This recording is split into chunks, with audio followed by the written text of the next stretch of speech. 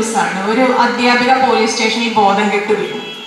അപ്പൊ അതിന്റെ സംഭവം എന്താണെന്ന് വിചാരിച്ചു കഴിഞ്ഞാല്, അവിടെ ഇതേപോലെ തന്നെ PTA-യും മറ്റധ്യാപകരും കൂടിയിട്ട് ഈ അധ്യാപികയും മറ്റൊരു അധ്യാപികയും കൂടി മാനസികമായിട്ടുള്ള ഒരു പീഡനം, അതായത് ഇവരുടെ ഫേസ്ബുക്കിൽ ഇവർക്ക് പുരുഷന്മാരായിട്ടുള്ള ഒരുപാട് സുഹൃത്തുക്കളുണ്ട്.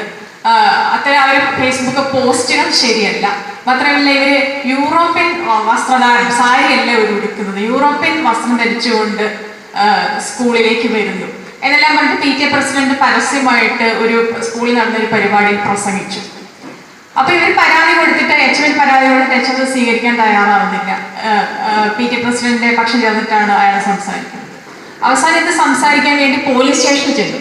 പോലീസ് സ്റ്റേഷനിൽ ചെന്നപ്പോൾ അവിടെ SI ഈ രണ്ട് അധ്യാപികമാരെ പിടിച്ചിരുത്തിയിട്ട് അധ്യാപികമാർ എങ്ങനെയാവണം എന്നുള്ള ഒരു ഗുണപാഠ ക്ലാസ് എടുത്തു കൊടുക്കുകയാണ്.